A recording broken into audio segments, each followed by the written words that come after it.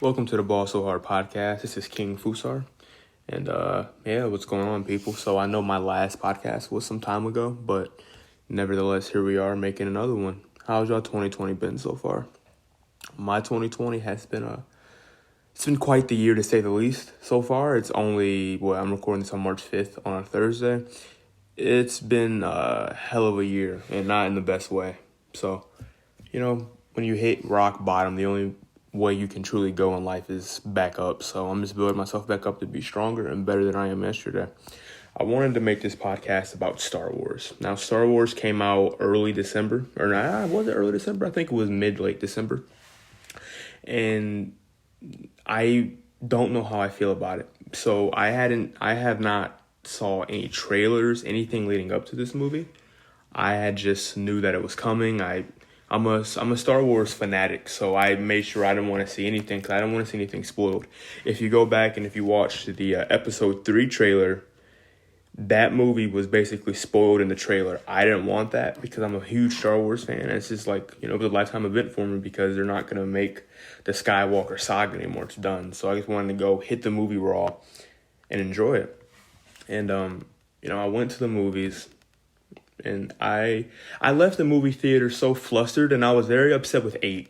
Because I was like, I enjoyed 9, but I knew 9 could have been so much better if 8 had just built on what 7 did. There was a lot of things there were a lot of holes. There was a lot of skippage. My whole mindset on 8 is that I look at 8 and it feels like it went in a completely different direction than what 7 built. It's kind of like you built a frame for a house. Right, you built like the frame and the outside for the house and the structure for the house, and then you built the house next to all the structure and not on the structure. And I really didn't enjoy 8 either. Now 8 had some great visuals, and I like that 8 went out of the box. Rian Johnson tried his hardest to be different, to try something new with Star Wars and to expand on it, which I appreciate. Nevertheless, to me, 8 was a movie that really did nothing. Right. It did absolutely nothing because it took place within a couple days. The whole movie took place a couple days. The whole sequence in the movie could have been in a book. I feel like we missed out on so many opportunities in 8, and 9 didn't hit because of it. For a while after I saw the movie, I thought that 8 was the worst movie in the entire saga. Just because I looked at 1 and 2, which are, that's the bottom 2 movies out of all 9. I looked at those 2 and I'm like, at least 1 and 2 built towards 3. 1 made 2. 1 and 2 made 3. George Lucas, now, the movies were horrible. The dialogue in 2 is horrible. It's beyond that. Words can't explain it. George should be embarrassed about episode 2 and 1, but at least they built towards something. It could have been, maybe it was rushed in episode 3, but he should be embarrassed. But I digress. Maybe, they built towards each other. 7 was fine. 7 was a great movie. 8 was okay. 9 was kind of like a reboot of 7. You could have watched 9 and not have watched 8. You really could have. You would have just missed things like Luke passing. You would have missed Snoke dying. Luke and Snoke dying off my head. I mean, what else would you have missed, really? Nothing. I don't know. I feel like something that I feel robbed that we didn't see in 8 was dark side training. Why couldn't we see Kylo Ren get fucked over and then go crazy and use the dark side of the Force? Why could we have not saw that? And that's something personally I was looking forward to, because Snoke at the end of 7 was like, I'm going to complete his training. Why couldn't we see that on camera? You know what I mean? Like, why was that not on camera? I look at 7. In 8 too, why couldn't we see Rey struggle? In every movie with every saga and all the protagonists in that saga, they have struggled. So Luke was clearly the protagonist in the original trilogy. Luke got fucked up by Vader in 5. Luke got the paws put to him in 5. Anakin and Obi-Wan in the prequels.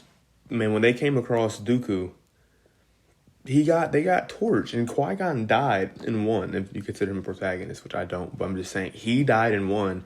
Obi-Wan and Anakin got worked in two. Rey never struggled at all in these films, and it just makes it, I don't know, it's off-putting to me. We never saw Rey struggle. I feel like a lot of things they implemented in this saga, the sequels, I feel like it just doesn't go with Star Wars. I watched a YouTuber, and I believe it was either Hello Greedo or it was Star Wars Theory. And he was like, the mindset's different between Disney and George, because George was in the mindset of, you have the Force, but you can't do everything. Disney is in the mindset of, you have the Force, you can do everything. That's a big difference, because I know Rey in 9 was not stronger than most of the Jedi High Council in Episode 3. And turns out she's out here force healing. Why couldn't the Jedi in the prequels do it? Maybe that's something that they learned throughout time. That would be the only excuse for that, personally. That would be the only excuse. That's something that they learned, and how the Force has progressed, and how Luke's been studying the Force, and it's come a long way, because that's a big time difference between movies. But then I see it again, like, if you watch The Mandalorian, Baby Yoda is out here force healing. All right. So if Baby Yoda is out here force healing, why couldn't Yoda force heal? You see what I'm saying? There's just so many inconsistencies with it. 9 was okay. My whole thoughts on 9, and I'm making this about 9 too in the whole Star Wars podcast, because it's coming out on DVD here soon. My whole thought process on 9 was I was okay with it. I enjoyed it. But I feel as if it was just, lazy almost to bring back Palpatine. I felt that was just lazy. I feel as if since 8 wasn't too well received in the masses, I feel like they played 9 really safe, and that's not how you're supposed to approach a movie. You're supposed to take risks with the movie.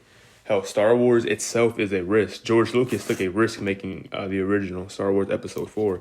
He took a ginormous risk. That's the point in making a movie. Take a risk. People are gonna like it, some people are gonna hate it, but take the risk. Don't play it safe. They played it extremely safe, and something that I didn't like in the movie was all the fake deaths, right? So it started early. It started early with Chewbacca. Chewbacca died. We're like, Rey accidentally killed Chewbacca, and it was like, dang, my nigga dead. But then it's in all reality, he didn't die. It's like, okay. Then you go to 3PO. 3PO is going to get his brain reset, or he's going to get reset in general. So it's like, okay, well, he's going to be a whole new 3PO. He's going to talk the same, move the same, have the same smart-ass comments, but he's not going to have the memory of everything else. Turns out that didn't happen. That was an annoyance for me. I didn't like the Sith Wayfinder stuff. To me, it made no sense. I like that Kylo went and found one at Vader's castle. Now tell me, I think that would have been so cool to see in movie. To see in movie. Kylo Ren going to, like, if it started, the credits are rolling, boom, now you're in space, and all you see is Kylo go to Mustafar, and we know it's Mustafar as fans, and we know it's Vader's castle. Do you know how cool that would have been to see him get the Wayfinder? Because I didn't know that was Mustafar till months after, till Disney came out, so that was Mustafar, and he went to Vader's castle. Why could we have not saw that? Disney, what was the reason for holding that from us? That makes no sense to me. And then the other Sith Wayfinder was in the remains of the Death Star. And to me, that irks my soul. And maybe this is a nitpick. That's a possibility. But if you go watch 6, the Death Star literally ceased to exist. There wasn't rubble. There wasn't debris. No, when they blew up the Death Star twice, actually, it simply ceased to exist. It imploded. Boom, it's done. It became matter now. It's not a physical thing anymore. Every part of that has just ceased to exist now. So how is there remains of the Death Star on an indoor moon, on one of the other indoor moons? That makes no sense to me. And then how will the Emperor's throne room still be so perfectly intact? That still makes no sense to me. And then, if anything, like, I feel like if you guys want to do this Wayfinder thing, why can't we go back to a planet that we saw in the prequels? That's something I'm going to address in a minute. I was thinking, why couldn't we go to Naboo, his home, Palpatine's home world? That would make sense. He would have a Wayfinder there, right? And then maybe, depending on how JJ or Disney or Kathleen Kennedy wanted to portray Naboo, it could be that same country, just ran down because it's been years after it was actually a popping country. It could have been, who knows how they could have portrayed Naboo, but that would have been so cool to see in theater. Would have been amazing to see in theater. I gave credit to episode 8, and I said the visuals in that movie were phenomenal. The visual of Naboo, let's say you're in front of like a Naboo palace, and it zooms out, and it's like the sun is setting, and all you see are these Star Destroyers coming because they want that Sith Wayfinder. How great of a visual would that have been? I wish something that 9 did, and 8 and 7 did, not so much 7 because they were finally getting back, but 8 and 9, I wish they included the prequels more. Not even like including them, but referring to them as if it actually existed. Because they refer to the originals all the time, right? Why couldn't we refer to the prequels? I feel like referring to the prequels would have been cool to see it all connect. Speaking of connecting, I have no idea why we did not see any Anakin Skywalker in 9. It honestly blows my mind. It blows my mind beyond belief because it's like the whole saga is about Anakin Skywalker. It's about, we saw in the originals, we saw Vader, then we saw the prequels, how he became Vader, and now it would be the legacy of Vader in the sequels. We did not see any Anakin. And I'm not saying he should have been a focal point in the sequels. No, that wouldn't have been right. But the fact he wasn't mentioned, he didn't come up. I don't remember if he was mentioned or not, but he didn't make a Force Ghost appearance. You're telling me Luke Skywalker could meet Yoda. Meet Yoda, can go meet Obi-Wan in the Force Ghost realms, but he couldn't meet his father? Get to know his father a little bit? I feel like that's the entire point of the saga. It's the Skywalker saga. It's about Anakin. It always was about Anakin. The prequels were about Anakin. The originals wasn't focused on Vader, but then Vader got a lot of fan favorite. He was a fan favorite, so then it became focused on Vader. And then the sequels, I don't know. I wish we could have saw more Anakin. There was a scene when Kylo finally was realizing that he wasn't trying to be Kylo Ren anymore, and Ben was taking over him. And then, Han Solo came through. He had, "Hey, kid." And it was like, oh, cool, Harrison Ford. Disney, put it in perspective. Harrison Ford does not give a fuck about Star Wars, right? So how much did y'all pay him for that? How much do I have to pay him for him to be there for that one scene? I guarantee you Hayden would have been cheaper. And I know Anakin would have been a different kind of connection because he looked up to Vader, but we don't know if he looked up to Anakin. Anakin and Kylo Ren, I say this all the time too, they have the same parallel of character. Like Anakin we see in the prequels was somebody that was light, but you can see the dark consume him. Kylo was somebody who was dark, but the light was consuming him. Same parallel. It would have been great to see that interaction on screen. It would have been great. I don't know why we didn't see him. It blows my mind. Let's go down to, I'm going to skip to the end of the movie when Rey called herself a Skywalker. Not a fan of that personally. But I know some people don't care. But I feel as if she had said Palpatine, I feel like it would have held so much more weight because when people in the galaxy think of Palpatine, they think of the Emperor who ran the Empire years ago. But then she's like, "I'm Rey. What's your last name?" Palpatine. I feel like she could have changed the meaning of Palpatine, which would have been the ultimate disrespect to Palpatine, right? That would have been cool.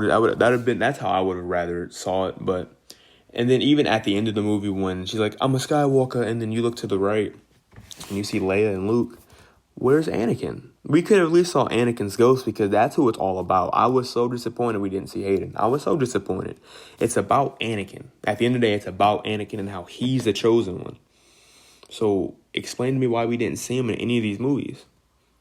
I don't get it. I really don't. We're going to touch up on like the other side characters. So like Poe, John Boyega, Finn, I should say. And I think Poe was really well done through these movies. I think he's a bright spot of these movies because he's really well done. He's really, really well done. We know his character. He said he was a great pilot in 7. We saw that a lot in 8. We saw that he was a gunner because he lost an entire fleet to take out one dreadnought. He was you live in the moment, you do stuff now type of person. That was great to see. And then 9, seeing how far he came from 7 to 9 was great to see. I think Poe was really well done in these movies. I go to Finn, and I look at Finn as just somebody that they underwrote and was kind of wasted. I feel as if they set up a romance for Finn and Rey. I felt like if you watch 7, I felt like there was a clear romance in that between those two characters. They didn't, dive into it. Ryan didn't in episode 8 didn't really go into it. I feel like Finn just did a whole lot of nothing. I feel like he was okay, but he could have been a great character. He could have been one of the better characters in Star Wars. And he already is, but he could have been so much better. Kind of like how I view 9, right? It's a cool movie, but it could have been so much better. I waited to make this podcast because I wanted to develop my opinions before I hit it raw. And I saw the leak of the original episode 9, right? The guy that made it, the guy who wrote the movie and wrote a script right after 8. It was titled Duel of Fates. And one thing about that script that, it's all rumor and speculation, but the one thing about that script that I loved is that they had Finn go on a stormtrooper uprising to go against the First Order. Do you know how cool that would have been? And that's like the ultimate growing up a character. Like, you were a stormtrooper, you hated it. Now you're leading these other people who hate being stormtroopers too against the First Order. That would have been great. And what would have been better is if, let's say, they're finally leading the charge against the First Order and it's going very badly. Let's say Finn had to sacrifice himself so that they have a chance of winning the battle. To me, that's the ultimate character to me. He hated being a stormtrooper, saw other people just like him and was going against the First Order, and now he is sacrificing himself for his cause that he believes in. That's a phenomenal character and a missed opportunity. Very missed opportunity. I look at Rey as a character, and Rey was, she's okay to me. I think Daisy really is a hell of an actor, and people who hate on her, because she had to delete her Instagram because she got a lot of hate. I think that's ridiculous. She acted her ass off in all these movies. She's phenomenal. I can't put into words how great she is. I just wish, people weren't fans of her being a Palpatine. I figured that she was going to be related to somebody that we already knew because she came out cheesing. She came out powerful as hell. There's no way she would just be doing that raw. Something I really didn't like, and it would have would it have made sense if because the speculation me and my friends had is that Snoke said in 8, he was like, as you grow in the dark, your opposite grows in the light. Maybe that's what Anakin fought for in terms of balance, that it's always going to be a balance. Don't know how I feel about that, really. I really don't. Because I feel like the Force is it's a choice you're making. Like, you have the Force, and like, let's say I'm Rey, but I say I'm in the position of Rey. Kylo's getting darker and darker, so that means I'm getting lighter and lighter, but in all reality, that's a choice you're making.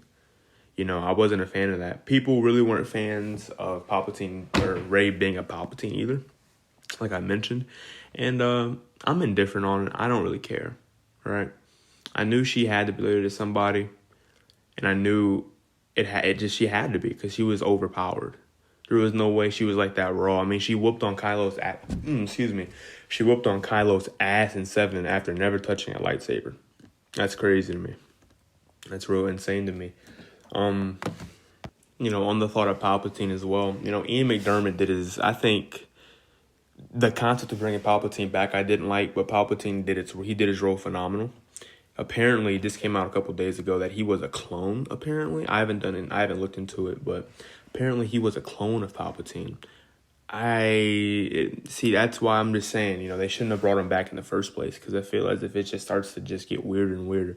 These movies are always going to get better through time, because what Disney's going to do, kind of like what George and Lucasfilm did, they're going to go back and write books, write comics, write TV shows that are going to correct all the holes they made in the movie. So they're all going to get better throughout time. But, I'm upset with Disney, because I feel as if they were going to reboot the sequels and get to the plan of we're going to make the sequels, you have to write 7, 8, and 9 all at once. So so we all know the end game. We know what we should go through. We know how it's going to start. They wrote these movies once at a time and built upon each other. And that's okay too, but you also have to have the same dude writing it, or at least have, the same people co-writing it. So there's continuity. JJ and his team wrote and directed 7. Rian Johnson wrote and directed 8 all by himself. I used to be like, I hate Ryan Johnson, but I can't hate Ryan Johnson. And then JJ wrote episode 9 and directed episode 9 as well. I can't get mad at Ryan Johnson. It's Disney's fault. You know, Ryan did what he thought was correct. Like, he thought that was it. That was the move. That's how it should have been. And then JJ clearly disagreed. Like, I know they're probably, I'm not saying they hate each other. They don't. They're probably really fine with each other in real life. But in the movies, there's just a stark contrast and just everything. 9 felt so rushed because I feel like JJ had to cover up so much stuff that was left out in 8 that should have been addressed in 8. I feel like it was extremely rushed, in 8. And, with 8, I look at it like, I just look at it as a whole, right? So when you watch episode 7, the beginning scroll says Luke Skywalker's gone missing. So you get more into the movie, you realize that the First Order has a map to him to try to find him. But then there's also, and then the Resistance has their own map to find him. So then you go to 8, right? They find him. And then Luke tosses the lightsaber, his father's lightsaber, which blows my mind because I feel like that character would never do that. No matter what he's become on that island and saw how he has negatively affected the world and the galaxy, I feel like he would have never tossed a lightsaber. So then you find, the whole point of the movie is to find Luke Skywalker. He left a map to be found. He gets found and was like, why'd you find me? That makes no sense to me. I can understand it, and I can't even be mad at Ryan either for that.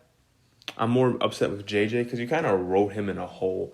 It should have been in 7. It should have been we need to track down Luke Skywalker. He's been missing. We need Luke Skywalker. So then, instead of there being a map that he created so that he can be found, they'd be tracking him down so that he can be found. There wasn't a map left. He tried to go missing and he did. So now they're tracking him down. That would have made so much more sense with episode 8. So then he's like, why did y'all find me? I'm not doing this shit no more. That would have made so much more sense. But I feel like Ryan was written to a hole with that. I, at first, wasn't a fan of what Luke's become, because he saw hope in the meanest nigga in the galaxy in Vader. Nobody fucked with Vader, not even Palpatine. No Imperial nigga fucked with Vader. But Luke saw the good in him, right? So if Luke can see the good in Vader, who can't he see the good in? Over time, I grew to understand it because Luke also saw his impact on the galaxy and hated it. That's why he was like, in episode 8, Jedi need to die because we're not positively affecting the galaxy anymore. We're more of a nuisance. So I grew to like Luke's arc in 8, and yeah. Plus to to all the sequels is that the chemistry and the relationship between Kylo and Rey is very interesting. I didn't think it would go. I would not have guessed it would have been a love story. I would not have guessed that, but it's very interesting because it's like very similar to Luke and Vader in a way, except they're not father and son. Because Rey saw the good in Ben or Kylo, and nobody else did besides possibly Leia. But Leia wasn't going to, obviously pursue that. Their interactions in 8, that's a plus of 8 that I like, is that the Force cutscenes they would have with each other, to where they would be in completely different atmospheres and areas, yet they would connect through the Force and literally talk to each other. I thought that was cool. I think it added to the complexity of the relationship, and it added so much to the movie. And they did that in 9 as well, and I thought that was cool. One of the better things I liked in 9 was when Rey was on Kylo's ship and was in Kylo's room, but Kylo's on the planet looking for Rey. And then Rey accidentally knocked over the Vader mask, and Kylo instantly knew where she was at. That was interesting. And then it was a hard cut to a stormtrooper just sitting there looking. I got a good laugh out of that. 9, I usually, Star Wars always adds in humor. I actually never laughed at Star Wars before. I genuinely got a couple laughs out of 9. I know one of the comments was, one of the guys was like, we should pull a Holdo maneuver. That's a great laugh. I laughed pretty hard at that one.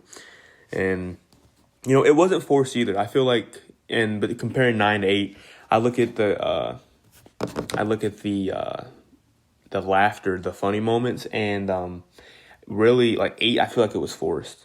Like the beginning of 8, which Ryan admitted, 8's a big chapter in the sequel because it's the middle one. That needs to work. That's key. That needs to work. The comment in the beginning of 8 where it was holding for General Hux. That wasn't funny. I was more, I didn't enjoy that as much. I personally really liked as well. One of my better scenes in 9 was where Luke was talking about how he was training Leia, and Leia put the work to him like back in the day.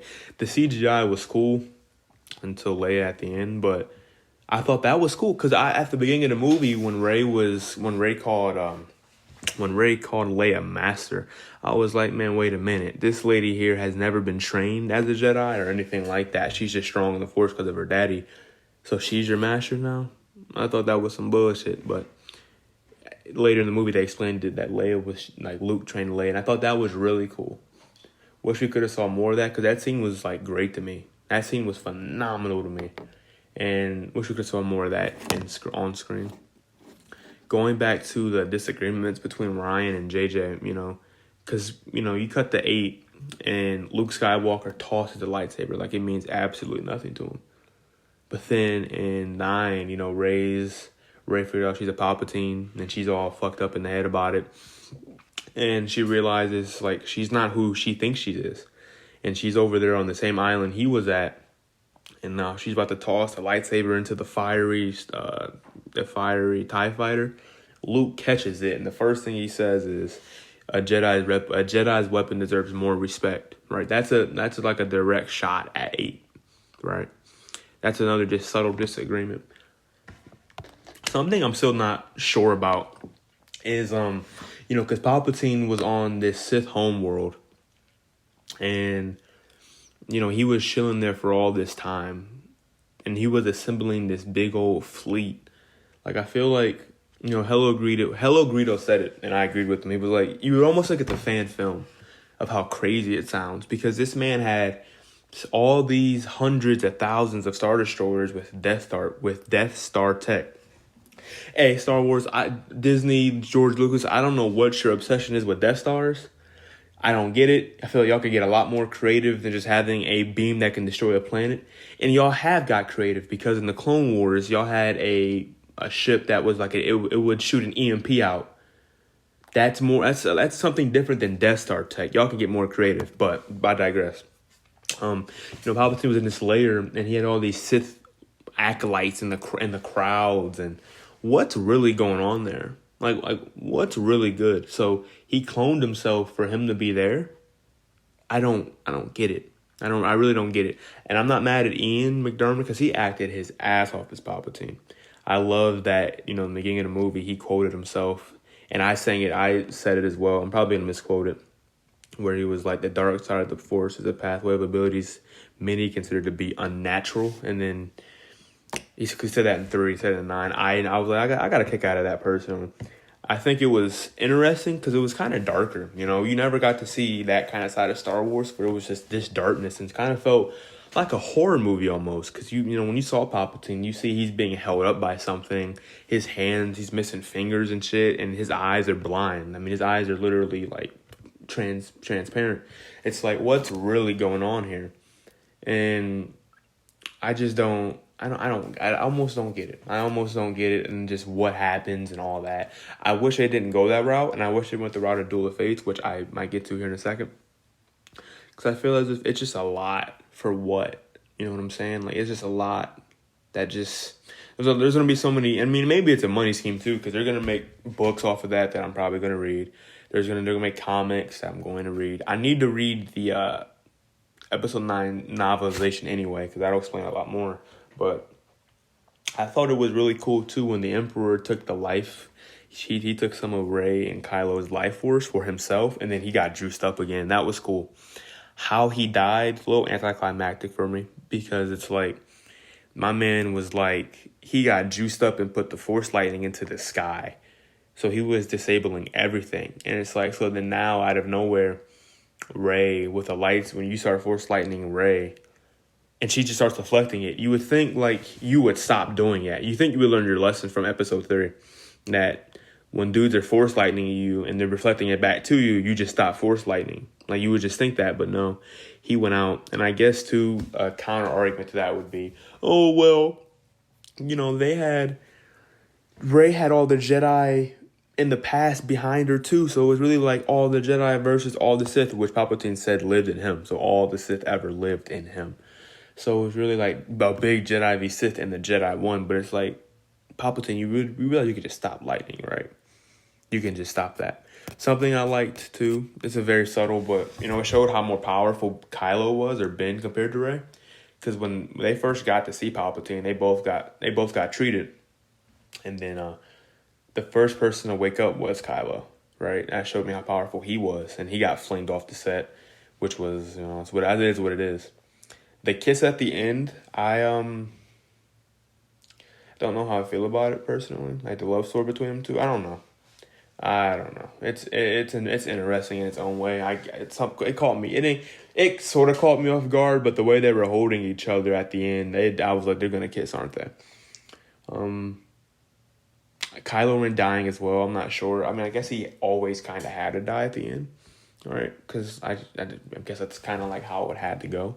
But I'm not sure about how I feel about him just dying afterwards. I feel like that's just, The Knights of Ren too.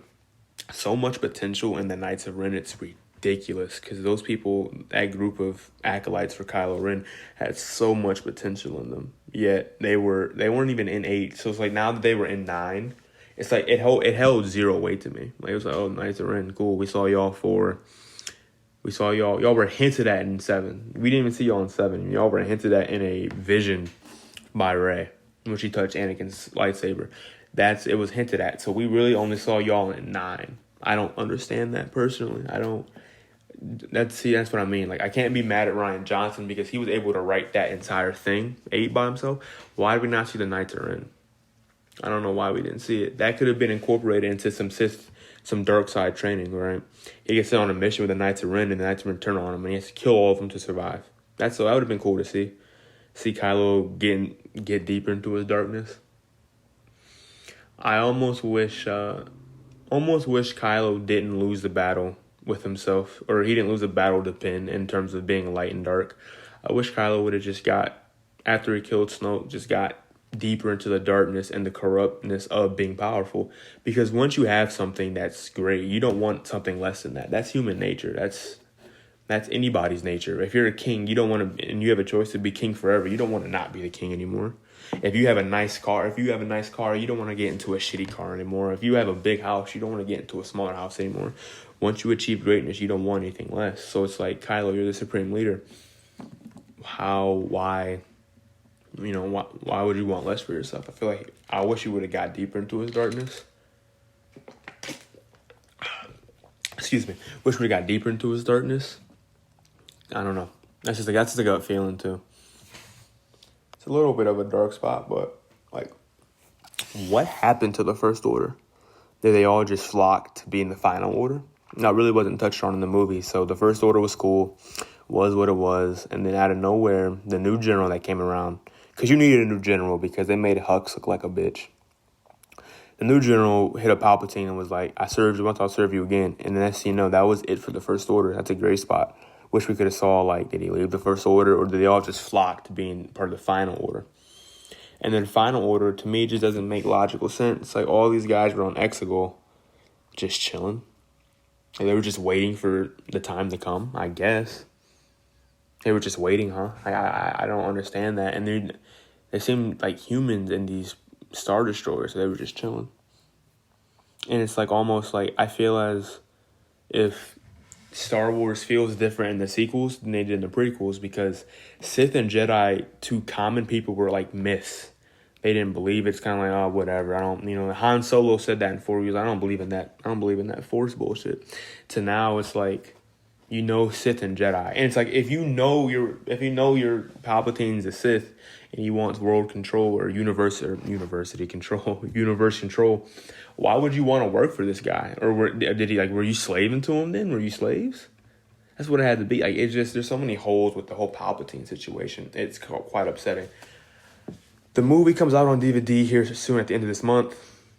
And I'm going to rewatch it. I'm going to see it with every YouTube video I saw with Star Wars Explained.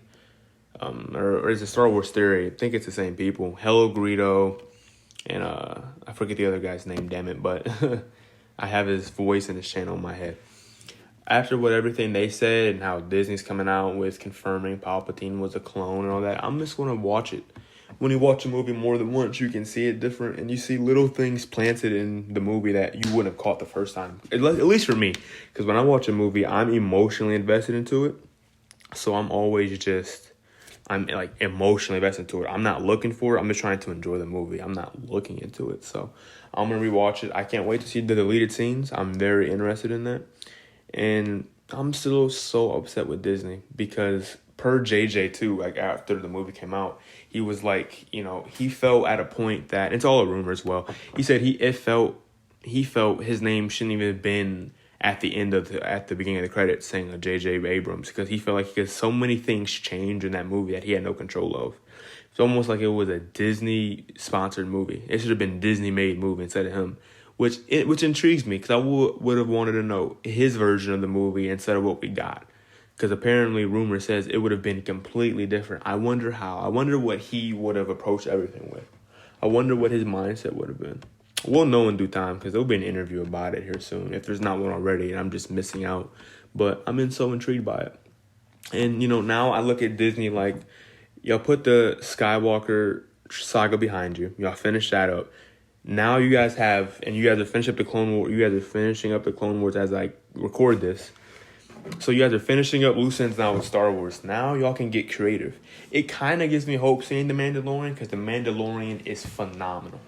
All right, it shows a part of Star Wars we really never saw before. It's like the wild, wild west Star Wars, and that's so intriguing to see and very interesting. The characters in there were great. The soundtrack's phenomenal, and everything about The Mandalorian is great. So it gives me hope that Disney knows what they're doing, but I feel like they're scared to make movies now because they came out with dud movies that nobody really wanted. Like Rogue One is cool. The only reason Rogue One is cool is because Vader was in it. At least for me, you will never see me watching Rogue One unless it's for the Vader scenes only. Because Vader made that movie. If Vader wasn't in that movie, it wouldn't, in my mind, wouldn't have been as big as it was.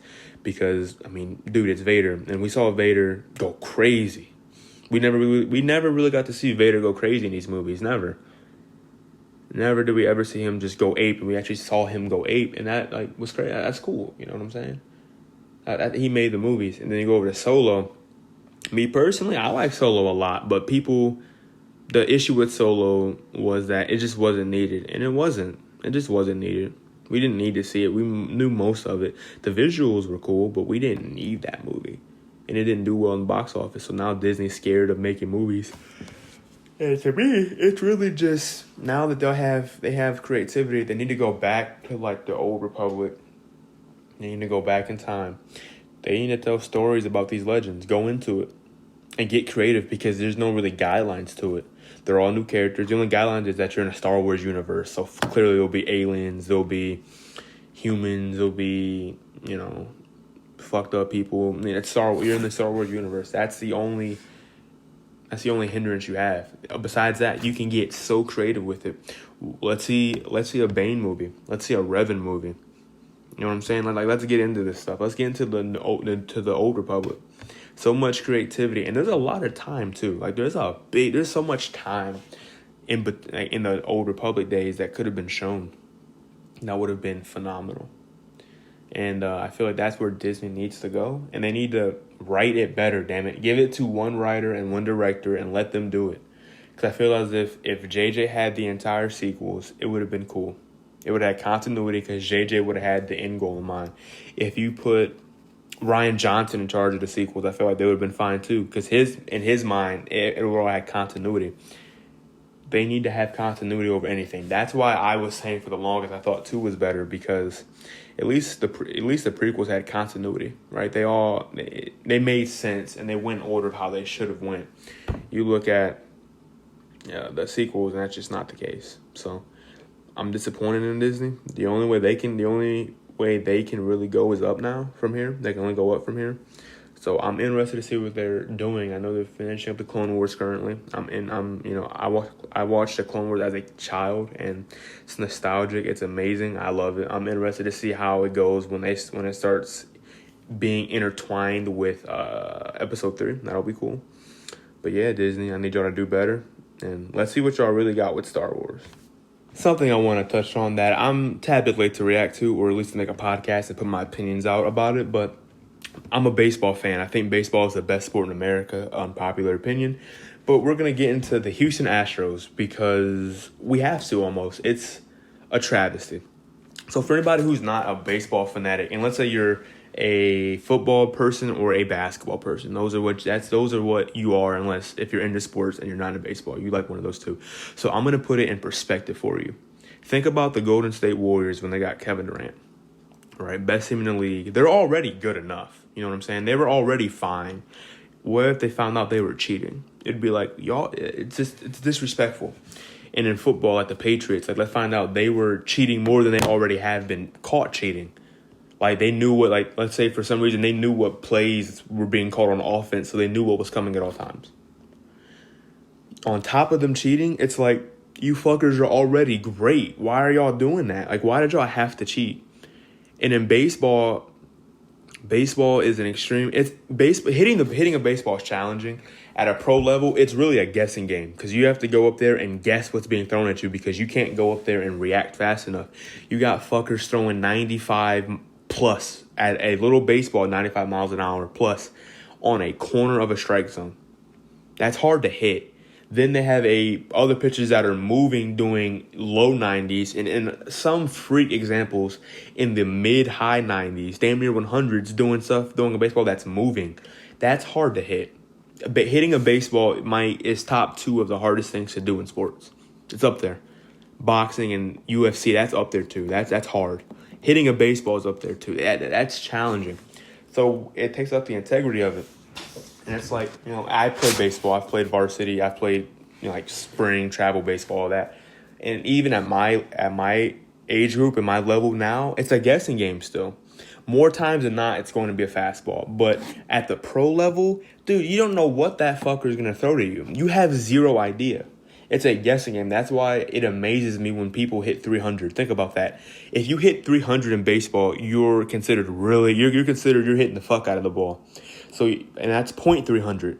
So really, 3 out of 10 times you're hitting the baseball. That's considered good. That's how hard it is hitting a baseball.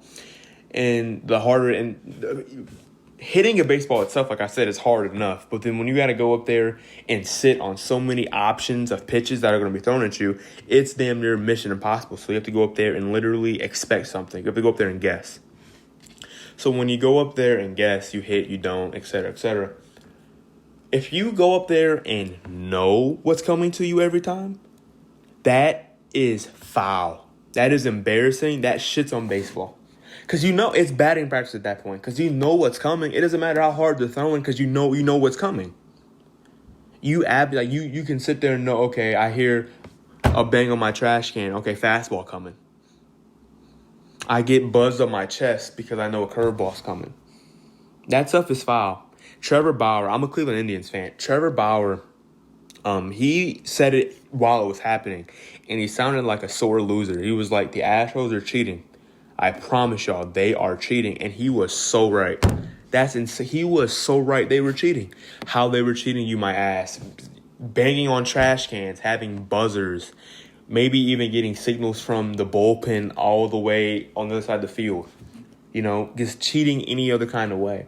And it's so sad, too, because in baseball, unless you're like a stud and you're, different in baseball, it's hard to even get to the major leagues. You're going to be in AA, single A, triple A. Let's just set it in order. Single A, double A, triple A for the most of your career. And you finally get the chance to come up to play in the bigs, and you have to go play the Astros, to pitch. For example, you to go pitch versus the Astros. And they fuck you up. Now you're right back to triple A. You think I got my chance to show what I can really do? You get up there to the Astros, now they fuck you up. Now you're back to making less money, and you're having less of a, you're living less of a life now because they were cheating. That is disgusting. I think Rob Manfred's a clown. I think he's the worst commissioner out of the 3 major sports. He's the worst commissioner, and that's saying something big because Goodell's a clown. But I think Rob Manfred's horrible. Giving players immunity is horrible. Giving these players immunity is disgusting. If you're going to give them immunity, there's no way in hell you give them immunity. They should have the title stripped. There should be just a vacant champion in the 2017 year. And I mean, that's going to do nothing nothing currently, because I mean, no, you can't go back and take away memories that they lived through. But throughout time, it's going to show. Like, when, you just simulate 50 years, you go back to 2017, if you're a baseball nerd, you go back and look, a vacant champion, they cheated. All right? It's sick to me. And what makes it worse is that they got immunity. I know I said that already. They got immunity. If I were Rob Manfred, I would have took the championships away, and every player that was caught responsible doing it, and really just the hitters. That's it. The hitters, because the pitchers didn't cheat, or at least that we know of, they didn't cheat. Really the hitters. So I'll name a couple. Carlos Correa, Jose Altuve, Bregman, Yuri Gurriel, Josh Reddick. All these kahunas, all these clowns, y'all should not be allowed to be in the postseason for 1 year. The players themselves, it would have to go team-wide, and that would suck. But you know what? That's crazy in life, because when one person fucks up, everybody's fucked up. That's how I was always raised. When you fuck up, you all fucked up. So that's how I would have treated it. I think them getting immunity is so bad, and it's a bad look for baseball, because people already aren't into baseball. It's a bad look. It's also a good look now, because it's like now there's a villain. Whenever there's a villain in a sport, you're gonna want to watch. Whenever there's a villain, you're going to want to watch. That's just how that's how it's gonna go. You're going to want to watch if there's a villain. So maybe I'll get more views for the Astro games. What annoys me more than anything about it is that they're getting defensive about it. They're saying, move on, don't worry about it. We fucked up. We know we're done. And Carlos Correa was telling people that if you don't know the real details, shut the fuck up. That's a quote. And it's like, Carlos Correa, how are you saying that, bro? How can you sit there and say that with a straight face? After you got caught cheating, you say that with a straight face. That's ridiculous. And that's utter ridiculous to me. If anything, y'all should be treated like Alex Rodriguez was caught using performance-enhancing pills. He had the longest ban in MLB history, and when he came back, he was booed, hit with balls, disrespected, and he didn't say shit. Because he knew he had it earned. He deserved it, and so he knew that. He took it like a man. That's what it should always come down to, taking it like that. They're getting defensive. That blows my mind. I use Jose Altuve for an example when I'm making the argument for baseball being the best sport. Because it's like Jose Altuve is 5'6", and he won an MVP. You can be the most non-gifted athlete and be able to be great in baseball. We're going to get into why baseball is the best sport to this day. Because you look at basketball, for example. You could be the most skillful basketball player out, know how to dribble, shoot, you're a proficient finisher at the rim, all the full nine. And if you're not tall enough, you're not going to make it. Julian Newman is a bucket. Julian Newman's real nice, but he's short. So now what is he? He's struggling to even play D1 college basketball. God has to bless you with height to be able to play basketball. I look at somebody like Shaq. Shaq is somebody, he played bully ball. That was Shaq's game, was bully ball. Truly, what skill did Shaq have? When I think of skill, there's a big difference in my mind between skill and talent, right? Shaq's talented. Wilt Chamberlain's talented. LeBron, Michael Jordan, all these guys are talented, but skill. I look at Kyrie Irving, Steph Curry. What they're shooting the ball, dribbling, that's skill. You have to work on that. You weren't born able to dribble. You weren't born able to shoot a basketball like Steph or Clay. That's it. That's talent. That's skill. So I look at Shaq, right? And this dude's 7'1", big buff dude, just playing bully ball, getting buckets, being dominant. Then you go over to somebody like Hakeem, right? Who's 7 footer. He's got the midi touch. He's a great defender at the rim, which Shaq is as well. That could be considered a skill. He's a great rebounder, great defender, can touch, and his footwork is second to none. That's skill. I look at somebody in the modern example of skill versus talent. We're going to go to Kevin Durant, who is a 7-footer, right? He's already born talented, but he's a really skinny guy. But let's look at Kevin Durant's game as a whole, right? Dude can shoot from anywhere. He can handle. He can finish, has great footwork. That's something that he worked on. He worked on his craft. Dude can pull up in front of and wherever he wants and whoever he wants. You know what I'm saying? Then I go to somebody like Giannis. where Giannis is probably slightly shorter than Kevin Durant, which is crazy to think about. But he's tall, long, and he's buff. His game is bully ball. You know, like Giannis you're able to scheme up for Giannis. Throw bodies at him and show a wall. You can't scheme up for players like Kevin Durant. You can't. I look at somebody like, I look at Kyrie Irving. Kyrie Irving has put in so much work. Kyrie Irving or Steph really put in so much work on their game. Compare their game to Russell Westbrook. Now, I'm not shitting on Russell Westbrook. I'm not. But I'm just saying, look at what they can do compared to Russell Westbrook. Kyrie can boogie on anybody. Kyrie ain't the fastest, he ain't the strongest, he ain't the tallest. But you can't stay in front of him. Why? Because he put in the work. That's skill. Steph can pull up, boogie, finish on anybody, can shoot with his eyes closed as well as Clay. You weren't born like that. You know what I'm saying? And imagine, James Harden and Giannis currently are beefing right now and throwing shots at each other. And it's like really put in perspective, like, I'm not saying Giannis isn't skilled, but he isn't as skilled as James Harden. Imagine if James were 7 foot and if Giannis were James' height. Flip the height. Who is Giannis at that point? He's nobody. Or he's not who he is right now. And imagine James Harden with that body doing what he's doing now. Lord have mercy. Lord. It wouldn't even be fair for anybody else in the league. It would truly not be fair. It would not be fair in the slightest. So keep that in mind. Skill versus talent. We'll go over to football. And in football as well, it differs in football because you have to be – it depends the position. So if you're a quarterback, typically the smaller you are, the less people the less they want you, right? I am a Browns fan as well. Baker Mayfield was shitted on because he's only 6 feet. He's only 6 feet. Why not? He's not tall enough. You got players like because they rather fancy a taller quarterback. You got receivers can vary in height, right? Depending on how fast you are. So you can be an average height. You can be a 5'8", 5'10" receiver, but you got to be quick as hell and have great hands. And on the defensive side of the ball as well, corner too. A corner can be an average size dude. It just depends on how you play corner. But like, let's say you're not built like that because not everybody's built slim. The average height of the male and are able to move that fast. Some dudes are built bigger. Like I'm built bigger, for example. I'm a bigger person. I'm not fat, but I'm a bigger person. I would probably play defensive line if I played high school football. I would not be able to play D1 because defensive linemen are fucking huge.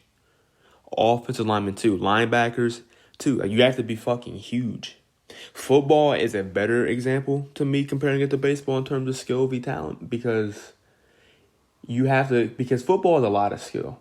Blocking is skill. You have to block at eye level. That's skillful.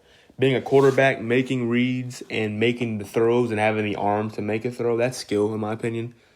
You work on that stuff. Footwork as a running back, that's skill. But then again, football blurs the line with it more than basketball does because you can if you're 6'7", you have an advantage over a 6'1" lineman or a defensive lineman or a linebacker. The taller you are in football, the better. You can't control that height. And then I'm going to go back to baseball.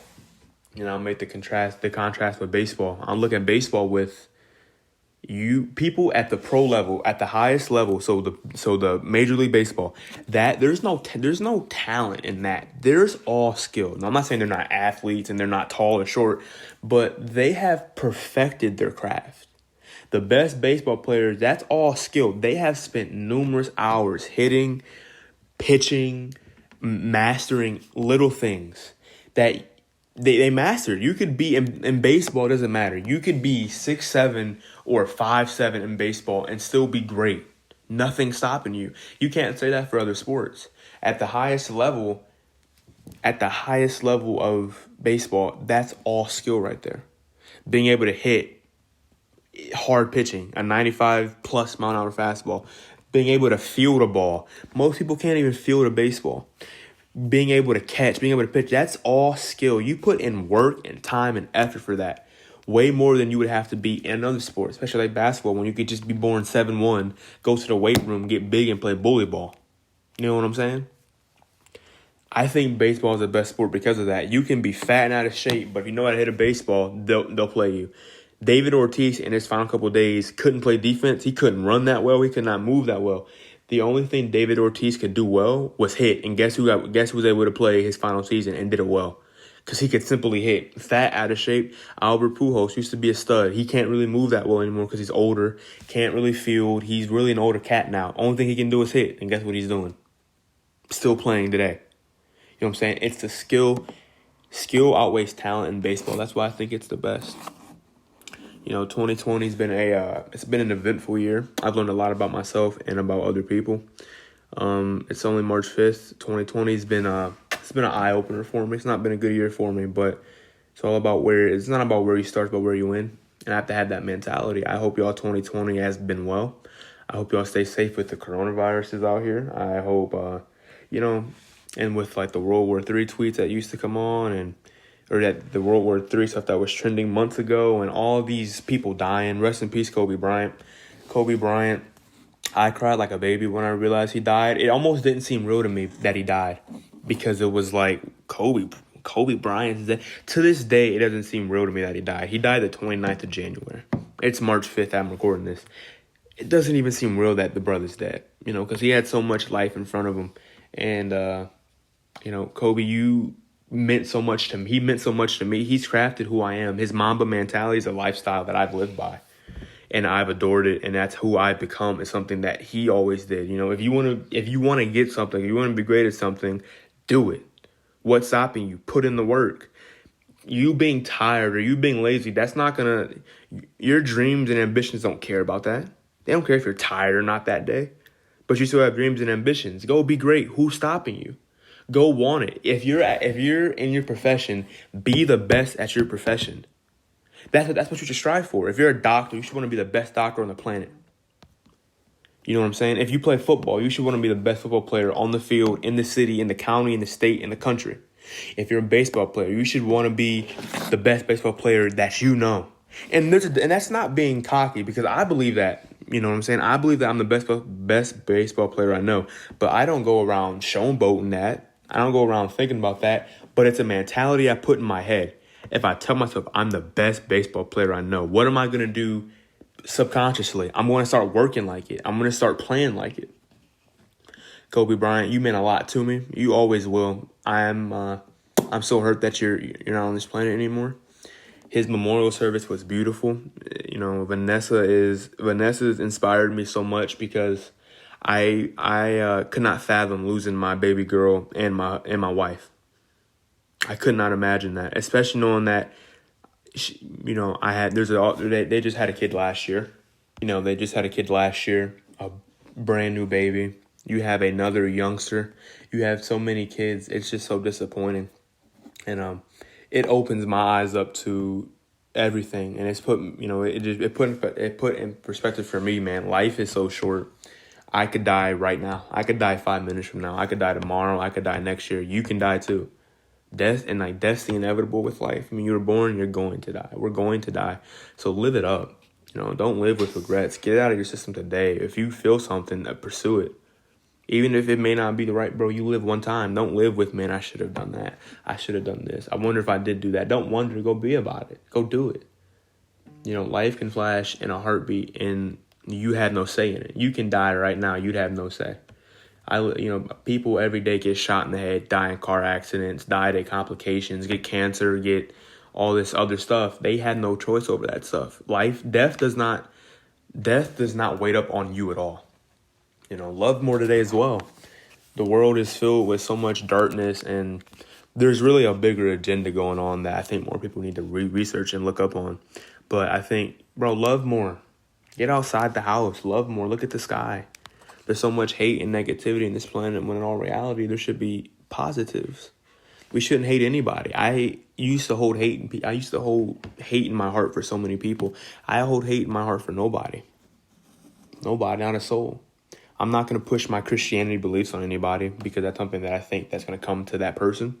But man, just love everybody, bro. Love everybody as if, they're your family. There's no need to be rude. And of course you should have morals, right? But there's no point in being rude, being an ass. There's no point in that. You live life one time. I'm 18 years old. These 18 years have gone by fast as fuck. Bro, live your life, enjoy it. Don't regret anything. And appreciate something that I learned this year as well. Appreciate stuff you have now before it's gone. Appreciate it. Just even if it may seem grim, if you and your girlfriend are having an argument, bro, just appreciate her. Because you don't wanna see life without her. Appreciate your friends. You know what I'm saying? Appreciate everything. I don't have, a lot of shit's gone bad for me personally, and I just gotta look at it like, man, I got a lot of stuff going for me too. Appreciate it. Appreciate that you're living. Go watch Saving Private Ryan, and you don't gotta watch the whole movie. Really, just go watch the beginning scene at Normandy, and just seeing that blood, that gore, that sadness, that travesty, that darkness that humans went through. That they went through. Bro, appreciate them. You know what I'm saying? Go do World War II or any kind of war research that humans have gone through so that we can live in this country and that we can live happy and have our choices, that we have a choice.